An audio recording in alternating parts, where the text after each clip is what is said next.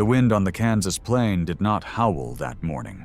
It hummed, low and steady, the way it did in the hour before the temperature dropped hard enough to crack a water bucket. Henrik Voss stood at the edge of his claim, with his hand pressed flat against a wall that should not have existed. Not logs, not stone, not even sod, cut and stacked the way every other family on that stretch of prairie had learned to build. Just dried tumbleweed, packed and bound and sealed until it held its shape like something that had decided to stay. 3 weeks earlier, the same wall had been a joke told over coffee at the trading post. Men who had never missed a winter on that land had laughed about the German who was building his house out of weeds that blew across the road for free. Now those same men were standing in their own doorways, watching frost creep along the inside of log walls they had trusted their families to. Something had gone wrong for them. Something had gone right for him. And nobody standing on that plain that morning could yet explain why. Henrik did not build that wall because he was clever. He built it because he had arrived too late in the season, with too little money, on land that grew no trees at all. What he carried instead was a memory, half-buried and unspoken, of the way his grandmother had once kept a family warm on a treeless steppe, an ocean away.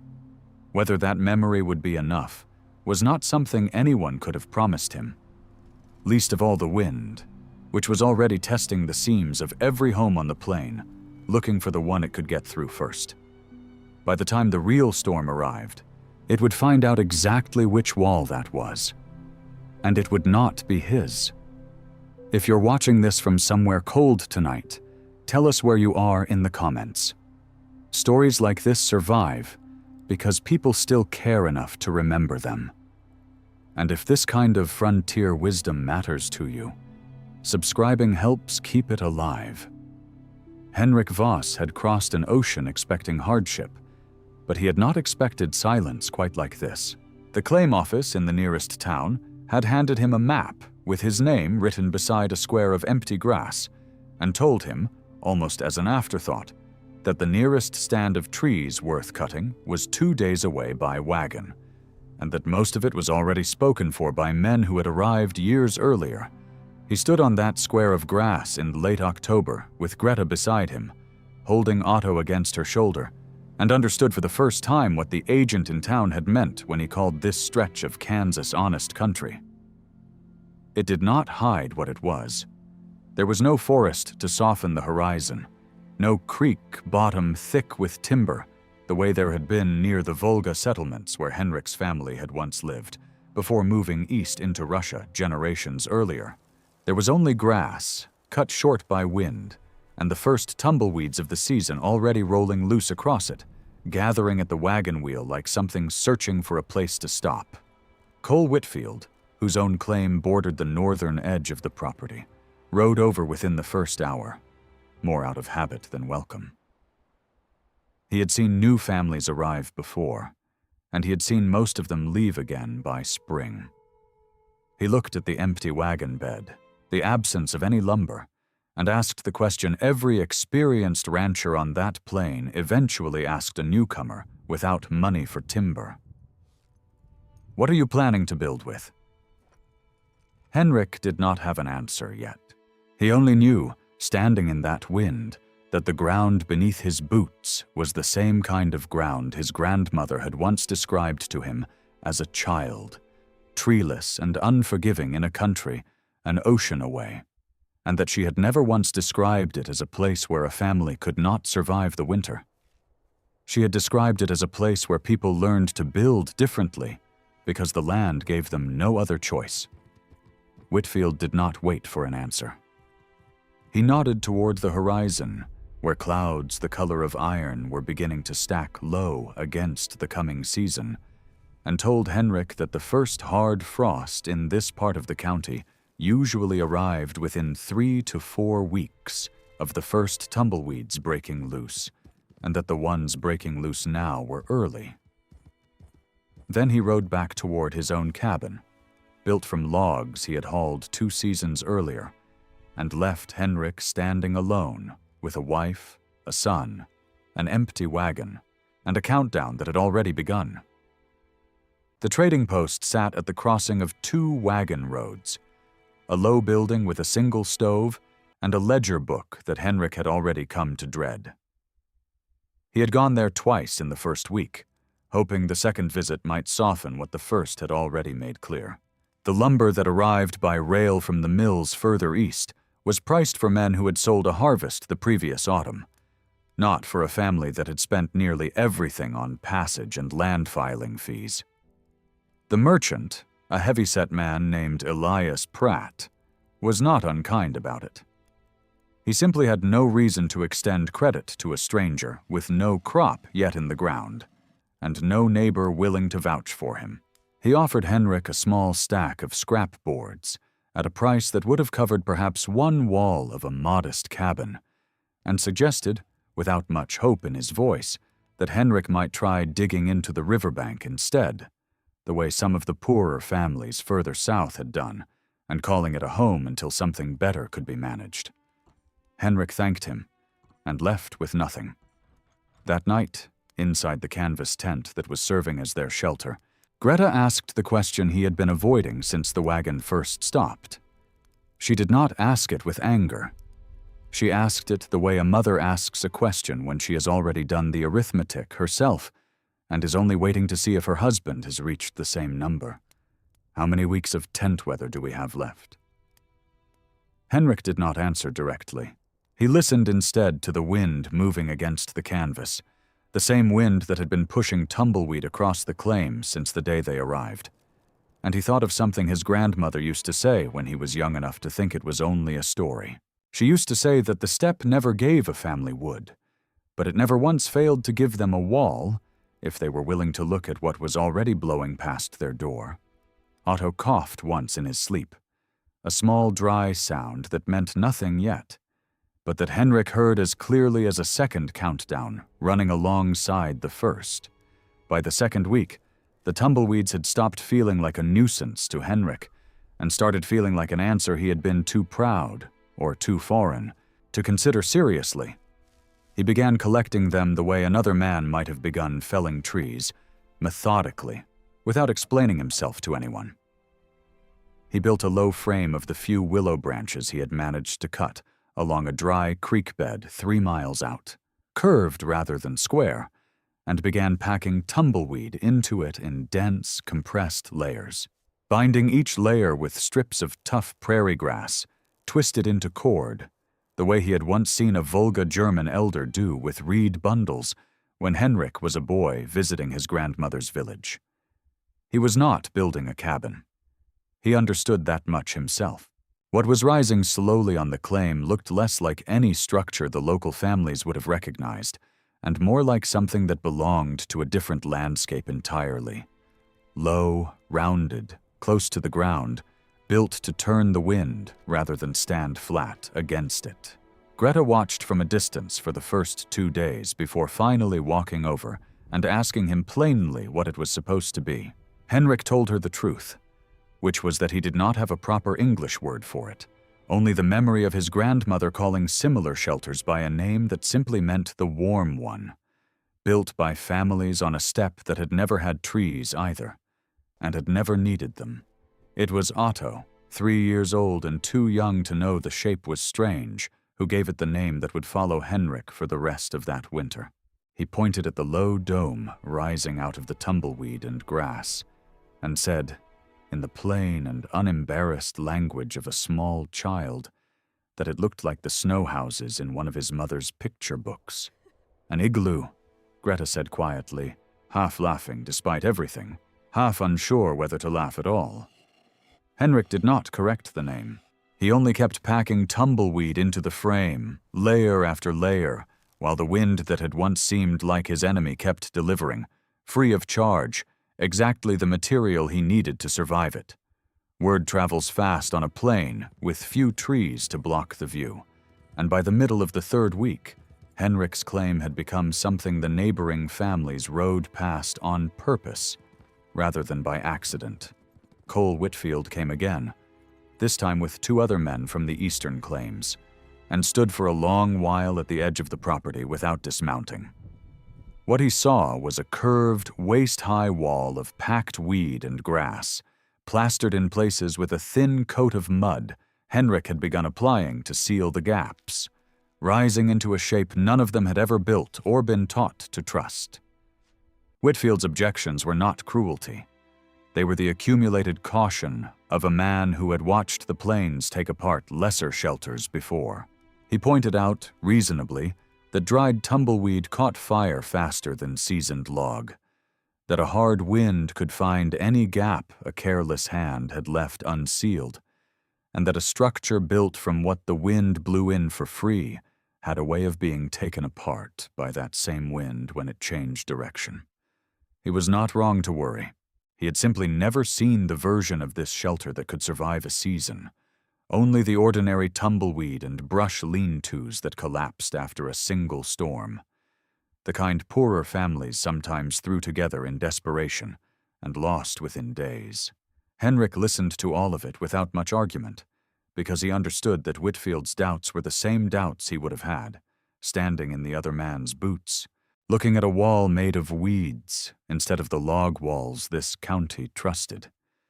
He only said, quietly, that his family had built this way for longer than either of them had been alive, on ground with even less mercy than this one, and that he intended to finish it before the first hard frost arrived, whether the county approved of the shape or not. Whitfield rode away unconvinced, but he did not laugh, not out loud. It was the men who came after him, later that same week, standing further off and less familiar with the family, who first called it what it would be known as for the rest of that winter across the county, the Tumbleweed Igloo. None of them yet knew that the name they meant as a joke was about to become the only wall on that plain that would not fail when it mattered most. The first crack came on a Tuesday, and it came without warning, the way most failures on the prairie tend to. Henrik had woken before dawn to a sound he did not recognize at first, a low, tearing noise somewhere in the northern curve of the dome, the section that faced the direction the wind most often came from in the late afternoon.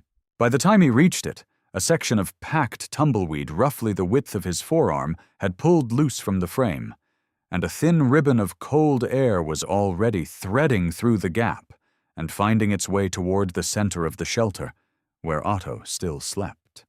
Greta was awake within minutes. She did not say anything cruel, but she did not need to. She simply looked at the gap, then at Otto, then at Henrik, and the question in her eyes was one he had been asking himself since the first tumbleweed went into the frame. Was this actually going to hold? Or was he about to spend the last of their strength and the last of their season on something that would fail exactly when they needed it most?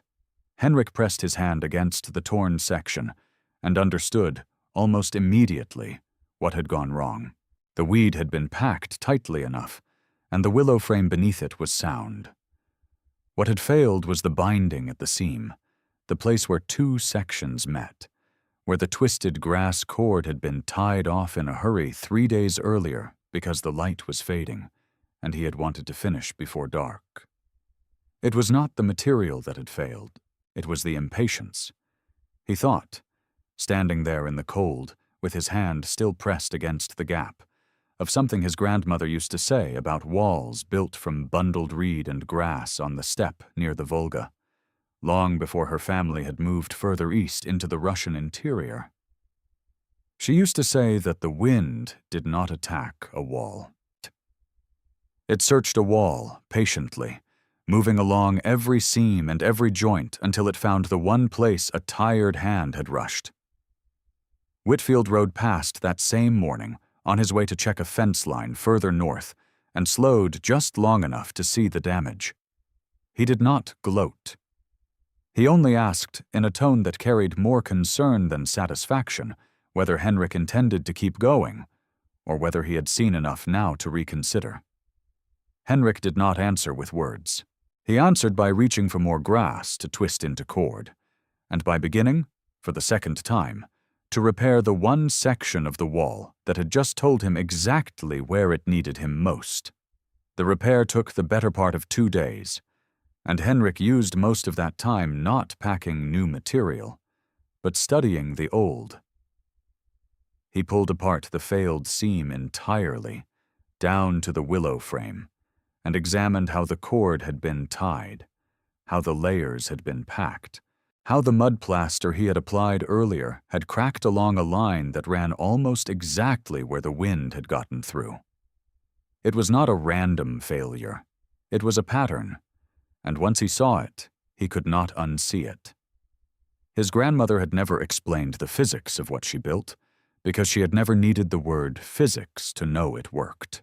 She had only shown him, once as a boy, how a bundle of reeds packed against a curved frame turned a gust of wind the way a river turns around a stone, instead of meeting it head-on the way a flat wall did.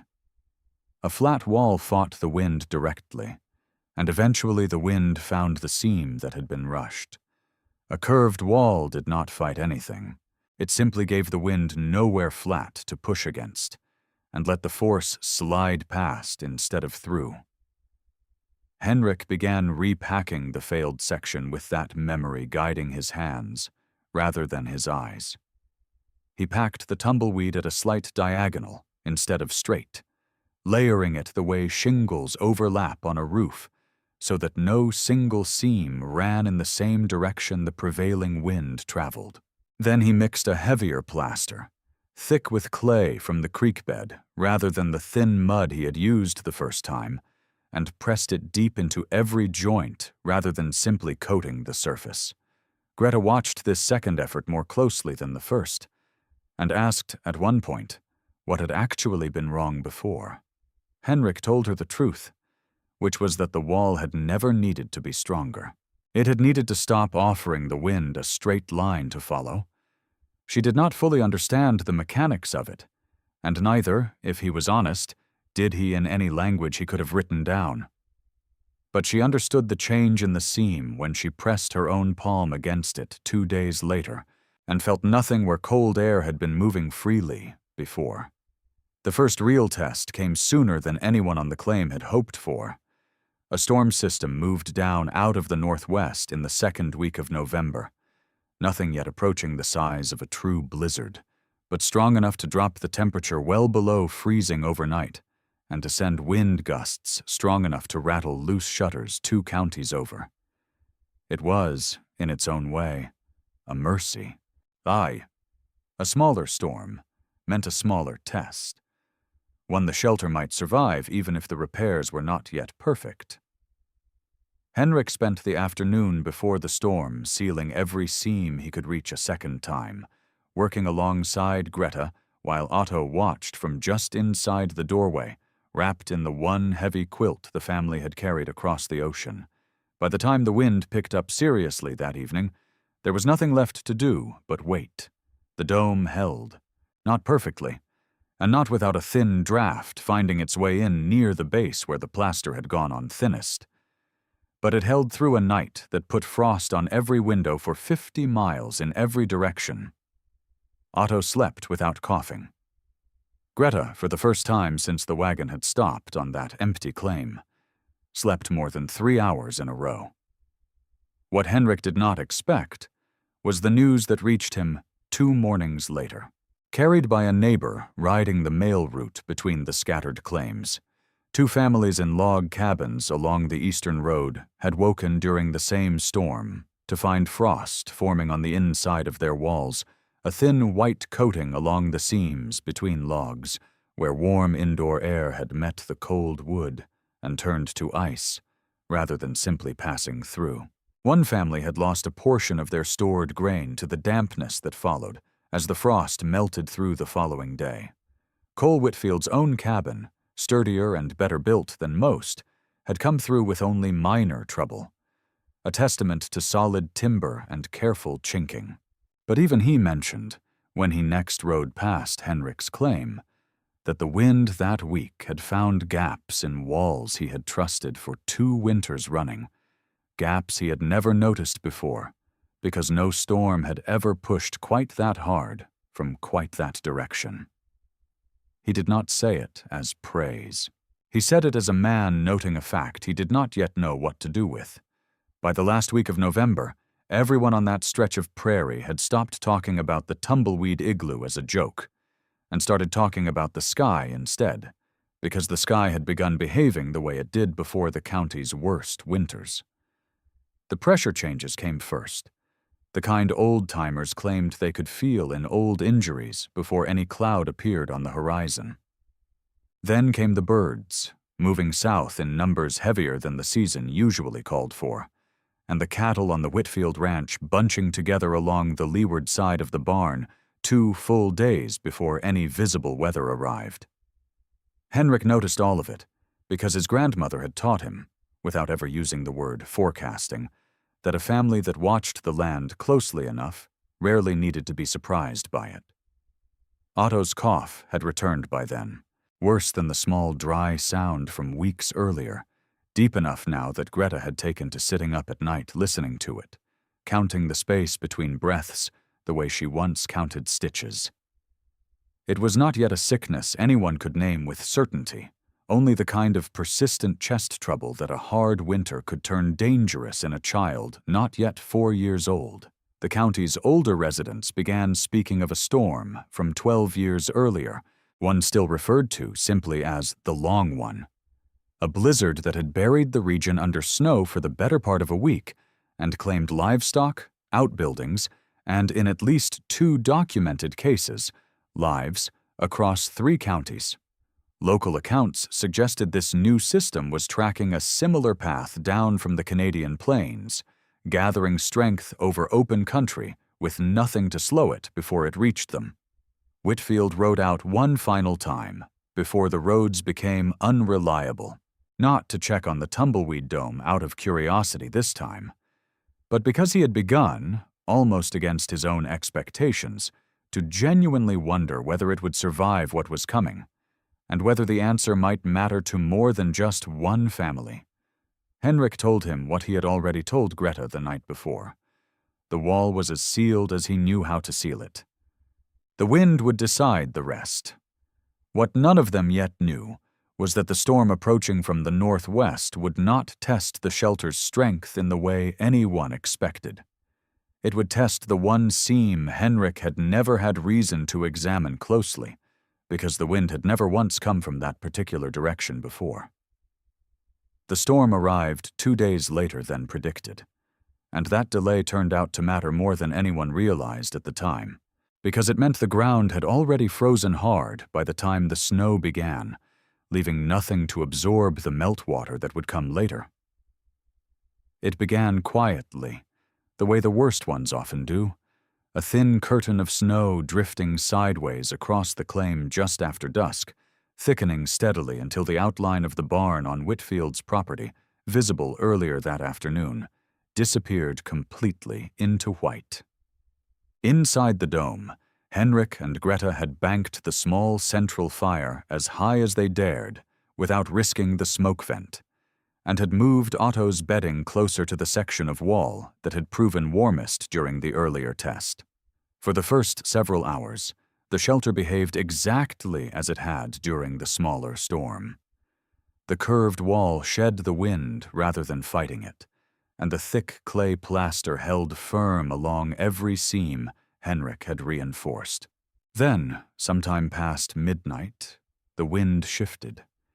It came now from the northeast instead of the northwest, a direction the dome had never faced under real pressure, striking the one section of wall Henrik had built earliest during the first week, before he had fully understood his grandmother's method, before the diagonal layering, before the thick clay. Greta felt it before he did, a thin, cold current crossing the floor near where Otto lay, and called his name in a voice pulled tight with something just short of panic.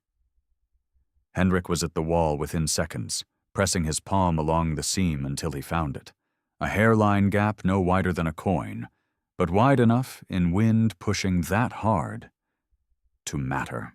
He had no time to mix new plaster, no light to work by beyond the low fire, and no way to know whether the gap would hold at its current size or tear wider the way the first failure had.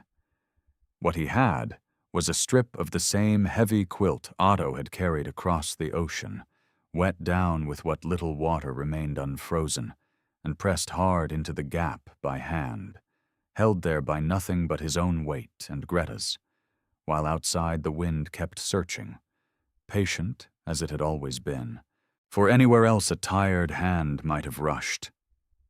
They stayed that way until the gray light of morning began pressing faintly through the smoke vent, neither of them certain, until the wind finally eased sometime after dawn, whether the wall or the family inside it had actually made it through. The wind dropped before the snow did, and for nearly an hour the world outside the dome existed only as sound, a soft, settling silence that Henrik had not heard since the ship crossing had ended weeks earlier. When he finally pushed the door hide aside, the light that came in was blinding, sun on fresh snow, and the claim beyond it looked like a place he had never seen before. The dome itself stood nearly buried, snow packed high against its curved sides. But the curve had done exactly what it was built to do. Instead of piling against a flat wall and pressing outward with its full weight, the snow had slid and settled around the shape, wrapping it rather than fighting it, adding a final layer of insulation that Henrik had not planned for but did not refuse. Inside, the air was smoky from the low fire, close and warm. Otto was awake, sitting up in his bedding, breathing without the tight catch that had worried Greta for days. It was not a cure. Henrik understood enough to know that, but it was a night the boy's lungs had not spent fighting cold air, and on that plane, in that season, a night like that mattered more than most medicine within reach. Word of the storm's damage reached them slowly, carried by the same mail rider who had brought news of frost before. 2 log cabins along the eastern road had fared far worse this time. Wind driving hard from the changed direction had found gaps around window frames never built to face that angle, and one family had spent the worst hours of the night huddled around a stove that could not keep pace with the draft pulling heat straight back out through the walls. No lives were lost, but livestock had been, and a well had frozen solid enough to crack its casing. Cole Whitfield rode out that same afternoon, later than usual, and stood for a long moment at the edge of the claim before finally walking his horse closer. He did not say anything about the joke his own mouth had helped spread through the county weeks earlier. He only looked at the snow-wrapped dome, still standing, still holding warmth, and asked Henrik, plainly and without pride standing in the way, whether he would be willing to show 2 or 3 other families what he had actually done. By the following autumn, the Tumbleweed Igloo was no longer a joke told at the trading post. It had become, according to local accounts from families who lived through that winter and the ones that followed, one of several building methods a handful of claim holders turned to when timber money ran short and the season ran fast. Henrik never charged for what he taught. He showed Whitfield's neighbors the diagonal layering, the clay worked deep into every seam rather than smoothed only across the surface, the low curved shape that gave the wind nothing flat to strike. He explained, in the plain terms a farmer could use, rather than the language of an engineer, that the shelter did not fight the weather so much as decline to argue with it, turning force aside the way a river bends around a stone instead of breaking against it. Not every family who tried it built it well. 2 attempts that first year failed within weeks, torn apart by careless seams or plaster mixed too thin, proof that the method demanded patience as much as material, and that a poorly built version of a good idea could still fail exactly the way Whitfield had originally warned. Henrik did not hide those failures when neighbors asked him about the technique. He pointed to them as plainly as he pointed to his own success, because his grandmother had taught him that a method people trusted blindly was more dangerous than one they understood, seam by seam. What could be said with confidence according to the families who kept building this way through the following winters, was that a well-sealed dome of this kind used noticeably less firewood to hold a comparable warmth than an equivalent log structure of the same size, largely because the curved shape gave the wind so little surface to pull heat from. The exact savings were never measured with any precision anyone recorded, but more than one family that switched methods later estimated they burned roughly a third less wood across a full season, a difference that meant fewer trips to a creek bed 2 miles out, and fewer nights spent listening to an axe in the dark. Greta kept, for the rest of her life, a small wedge of the original clay plaster that had failed and been replaced during that first difficult season, wrapped in cloth in a drawer that otherwise held little of value. She never explained to Otto, until he was much older, why a broken piece of dried mud mattered enough to keep. By then, he understood well enough on his own. The technique Henrik carried across an ocean was not his invention, and he never claimed it was. It belonged to generations of families who had lived on treeless steppe country, long before any of them set foot on a Kansas claim. People who had learned, out of necessity rather than ambition, that a home did not require trees so much as it required an honest understanding of what the land actually offered and how the wind actually moved. What Henrik had done was remember it at the one moment remembering mattered most, and trust a shape his neighbors had never seen enough to build it correctly under real pressure. The dome itself did not last forever. Within a decade, as the family's fortunes improved and lumber finally became affordable, Henrik built a proper frame house on the same claim, and the tumbleweed shelter was eventually taken apart for its willow frame and left to return to the grass it had come from. But the method did not disappear with it. Families who had learned the technique from Henrik passed it to others further along the frontier, in places where timber was equally scarce and winters equally unwilling to wait for anyone's convenience. The wall had never been about the weeds themselves, or the mud, or even the curve. Though all three had mattered, it had been about a family willing to look at what the land was already giving them for free, and ask what it might be for, rather than waiting for what the land had never intended to provide. That, more than any single technique, was what the county eventually learned to respect, not the shape of one strange little house standing alone on an empty plain, but the patience it had taken to build something honest out of what everyone else had been too proud or too tired to notice blowing past their own front doors. This story is presented for educational and historical storytelling purposes. It is not engineering, construction, or safety advice.